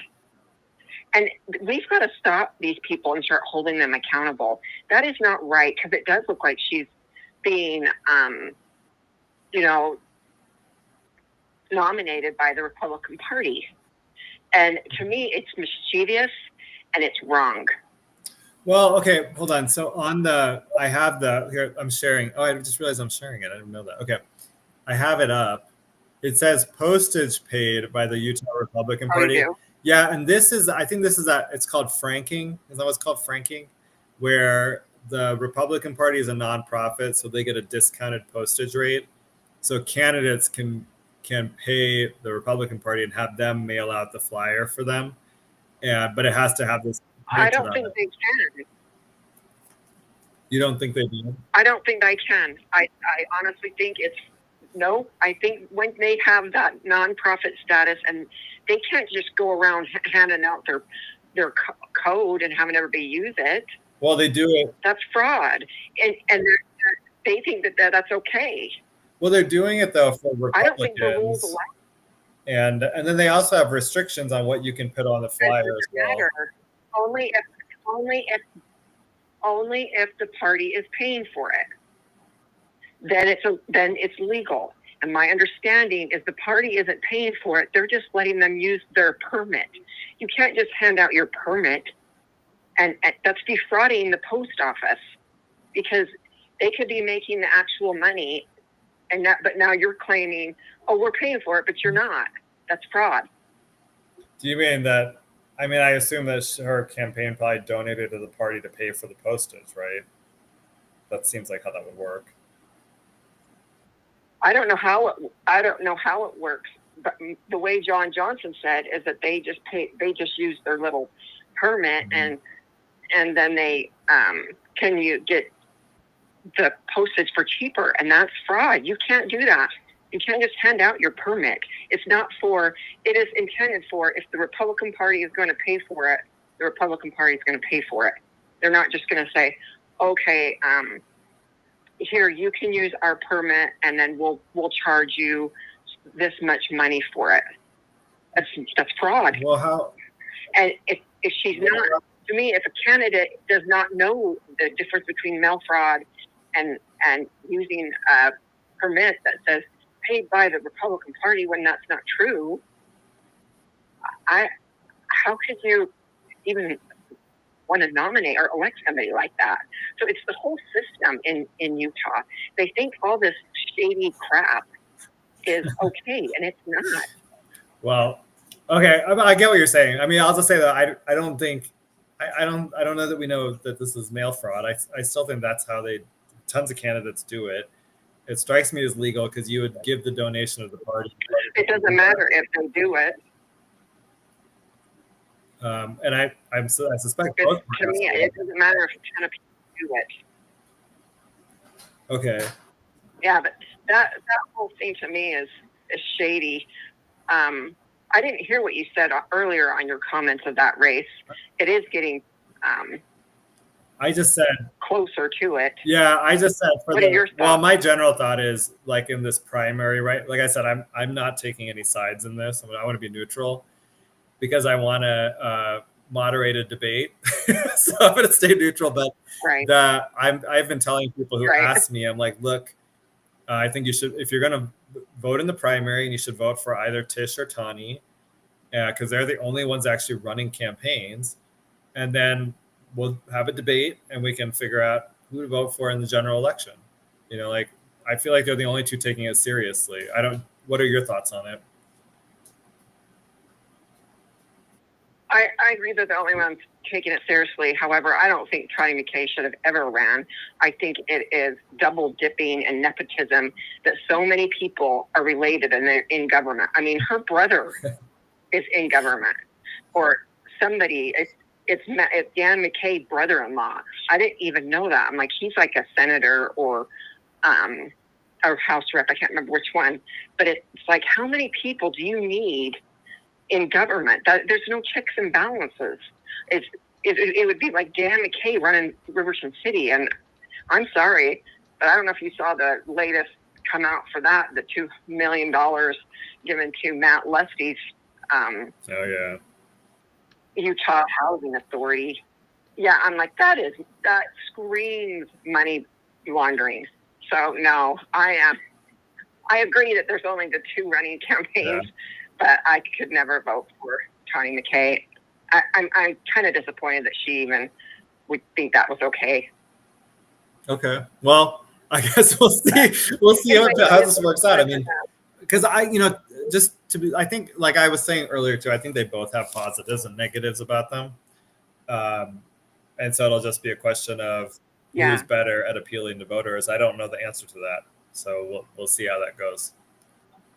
And I don't feel like we can know the answer until they debate and they test each other's ideas out against the other person and kind of show us each other's weaknesses, right? So then we can actually be like, okay, this is the person that needs to be the next mayor of Riverton. So. Yeah. Okay. Well, anything else? Well, thanks, Goud. All right, cool. Thanks for calling in. No, that's it. Okay. Okay, bye-bye. That was fun. I love good calls. Good to have debates on air. So I was saying here. So Stuart Adams, apparently, this was like this 18-year-old who had sex with a 13-year-old is related to Stuart Adams. So Stuart Adams raised to Senator Cullimore the issue, and then they put it into this broader bill on that had sentencing reform. So let's see here. The article actually says, well, so hold on, sorry. Oh, and then, okay, so anyway, the bill passes, and then 2 months after that, the prosecutors offered the 18-year-old a plea deal. And under the plea deal, which they were not offering before that law was passed, the teen would plead guilty to reduced charges, face no additional jail time beyond a week already served, and would not have to register as a sex offender. Now, I just want to say this. I think there's definitely questions here about whether an 18-year-old who has sex with a 13-year-old, again, I think I have real issues with this age gap because the 13-year-old is in 8th grade. They're not even at the same school, so I'm a little bit confused about how this happened. But with the 18-year-old, would you want that person serving 25 years for that sexual act? If maybe that's excessive because they're still in high school. So I mean, they're like a very young new adult. And but I wonder if the better way to handle this would have been to reduce the sentence requirements for someone in that position. Instead, what we've done now is we've changed the law based on whether you're in high school or not. It just seems a little bit weird, especially when the younger, the 13-year-old was not in high school. So interestingly, the victim's mother actually spoke out. So we don't know the names of the victim. We don't know the name of the perpetrator. But the victim said, the victim's mother said her 8th grader, so that's when I'm 13, 8th grade, mentioned in a random conversation that the 18-year-old had had sex with the child. I just told the child, you understand what this is. They're an adult, and you're not old enough to make these decisions, the mother said. Her child wanted me to report it, she said, and she contacted police. A friend of the 18-year-old also reported the allegation to police hours later, according to court records. So like I said, it ended up with this plea deal. The change, okay. This was in, so this change of law was in SB 213. It looks like this was in the 2024 legislative session. I thought it was 2025, but 2024. It was part of a sweeping 49-page bill sponsored by Senator Cullimore. It adjusted a slew of criminal sentences based almost entirely on months of meetings between lawmakers, the Utah Commission on Criminal and Juvenile Justice, the Utah Sentencing Commission, and other stakeholders. This is important. According to the Sentencing Commission director, the language dealing with 18-year-old high school students was not among the recommendations of the working group. So this change came from somewhere else. It didn't come from this working group that was looking at different sentencing issues. So Cullimore said Adams had confided with him about the charges against the relative and asked him to look into the issue. We don't know who the relative is. So for example, is the relative a child, a nephew, a grandson? I don't know. Cullimore said there was no intention that the change to the law would impact the pending issue. We just thought it would be the best policy. But in an earlier part of the article, they talk about how this actually came up. Look, the legislature changed the law. They want us to be more lenient with these types of issues. And that's what that's how the court kind of uses justification for allowing the plea deal. Cullimore said that Tangarow drafted the language. This is the defense attorney, I think, that would allow the lower level charge to be filed against 18-year-olds still in high school, and he shared it with legislative attorneys. Then Adams said he did not request the legislation, did not intervene or give input on the drafting of the bill. But he did tell Senator Cullimore about what happened to his family member, right? He said no other legislator, to his knowledge, he doesn't know if Senator Cullimore told other people, knew of his connection to the issue. Thus, that case could not have influenced their decision to vote in favor or against the bill. Cullimore likewise said Adams was aware of the language in the bill, but did not weigh in on it. He didn't talk to anybody about it, and I didn't either. So I'd like to know where the language came from, right? Right now, we don't know who put it in. Or I guess Cullimore put it in, but it sounds like he didn't. Now, like when he says he didn't talk to anybody about it, and I didn't either. Well, that's kind of a problem because people didn't know it was in there. As the next statement says, Carrie Ann Lisenby was actually the House sponsor of this bill. She said she was not aware of the impetus of the change for 18-year-olds or Tengaro's role in crafting the language. The legislation passed near the end of the session when bills moved quickly, she said, but she now opposes that change to law. And I think somewhere else she said she's going to try to change it next session. But so you can kind of see here how the process works and like kind of backroom deals that are happening potentially and the impact of this. Now, again, I think there's arguments about maybe how to do this a little bit differently because I'm still struggling with the 18-year-old high school senior having sex with a 13-year-old in junior high. That I'm having real issues with that. There's differences between that and maybe like kids in high school dating and having relations. Strikes me as very different than a high schooler at the end of their high school with a junior high student. I'm not comfortable with that. I think that's really bad. I'm not comfortable with any of this, but like this is the reality of life. I get it, but I really think maybe there was a different way to handle this. Maybe like a lower sentence in that situation than what would normally happen. So yeah, I thought that was interesting. Then we're almost at time. Let's see what I got here. I was actually going to talk about the Carlos stuff now. We already talked about it though.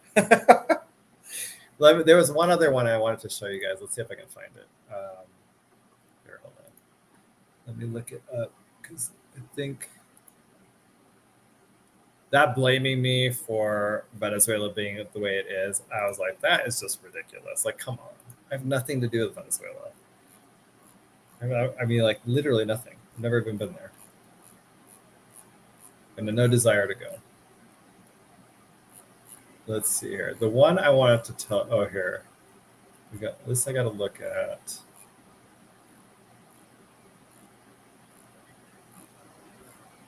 Oh, here, this is the one. So Carmelita actually posted this. I think it's a good question. And it's one maybe we need to dig into. So she said, hey, Carlos Moreno, what about if you explain to your constituents why you decided to vote yes on the sale of one of the most valuable pieces of land in Salt Lake County? You sided with a Democrat and a corrupted mayor, and you and all the council did this behind closed doors. Where are your values? Where is your honor? Is this the way that you show love to this country, to Utah? So this is the Palace land, so 6.5 acres. I think this is part of that Ryan Smith hockey stadium development. It'll be interesting to hear his response to this because honestly, he kind of went silent after Saturday and his tirades that he had just for being called out for keeping on posting in Spanish, which I think people should stop doing. If you are in an elected office in America, I don't care if, just so it's clear, I don't care if you're posting your personal stuff in Spanish. So let's say you're with family, you post something with them in Spanish, or, like you're talking to people in Spanish. Nobody cares. My family sometimes talks in Telugu, and I don't sit there and go, you can't talk that language in America. But they all agree that we should be speaking in English when we are around people who don't speak Telugu. And that you should be posting official actions if you're an elected official in English. I don't want to hear it in a foreign language. It was silly to me. Everybody here speaks English. And actually, I feel like it's exclusionary when you post stuff in Spanish. To the point about that, what I shared with you guys earlier, which was the post where he went to John Curtis's office to lobby to have Venezuelans let into the country. And he only posted that in Spanish. And like I said, you can do the Grok translation and stuff, but it's choppy. But he'll claim he actually, his response to me saying this was, were you at that meeting? Well, I wasn't at the meeting, but I assume that I don't really know why else he would be going there. I don't believe that Carlos went to John Curtis's office to ask then Representative Curtis to shut down in 2021 to shut down our border and send all the Venezuelans home, or you're not even home, just say no. You can't come here. You just got to go somewhere else, right? Move along. Apply for asylum in Mexico. You also speak the same language. You'll be great there. And I do know that the Trump administration has actually been canceling some of the statuses given to Venezuelans, like the temporary protected status. So I suspect more and more of these people will hopefully be leaving. And although I have some insider information that some of them don't want to leave, even though the Trump administration is saying we'll pay for your ticket and we'll give you $1,000, they still don't want to leave. They could fly to another Spanish-speaking country and just apply for asylum there. It's odd to me that they don't want to. And then Carmelita says, Carlos even had the nerve to post, keep calm and learn Spanish. I know. He kept, actually, in his responses to me, he kept telling me I should learn how to speak Spanish. And I was like, I live in America. Why would I learn how to speak Spanish? I don't need to. I mean, look, if I've had the time and I was going to travel more and stuff, maybe I'd learn to speak Spanish. I think it's a very useful language. I'm not fine, but I'm not going to use it for politics or for business. Doesn't make any sense. And this post about him meeting with John Curtis's office was because Chris Null said Carlos has never ever encouraged any illegal immigrants to come into the U.S. I had conversations about this issue with Carlos, and he is the last person to encourage that. You're way off on this one. Chris has been really stepping into this. He feels a very strong need to defend Carlos because he's kind of their. They've really pumped him up, right? I mean, think about it. I think I remember once Andy Perucci posted and said Carlos is the best American he's ever known. Just to give you a sense of this. Okay. I mean, the funnier part is with Chris's statement, I mean, I don't know. That's what he told you in English, what you wanted to hear. And then you probably went and told someone in Spanish what they want to hear, right? Because although Chris, I guess, speaks Spanish, I didn't know that. He also, I think he learned that on his mission. Okay, I think that's all I have, right? Oh, and Mr. Producer says, I think this is in response to Tani McKay, too much power in one family's hands. Yeah, I mean, look, I'll leave it at this. Thank you for listening. It's been a pleasure. This is the Goud crowd. And, in terms of the Riverton race, we'll see what happens. I am staying neutral, like I said, because I really want to be able to moderate a debate between the two candidates who win the primary. And like I said before, if you live in Riverton, I really think you should either vote for Tish or Tani. That other guy doesn't even have a website. He's not trying. I don't know anything about him. These two are trying to win your vote. That means something. Even if you don't agree with them, everything, even if, like Tracy, you don't think one candidate should be in office, they've at least earned the right to get into the general election, while the third guy has not. Okay, and with that, one last, I guess, Disagree Better says, El Golden Muchacho. That's Spanish for golden boy. So, we're talking about Carlos. Okay, well, it's been a pleasure. This is the Goud crowd. Thank you for listening. Like the post with the show on it. It's very helpful. It gets it out there so people will listen. It's been a pleasure, and I will see you next week. Next Monday, 5 to 7 p.m. If you have any tips in the meantime, feel free to send them to me.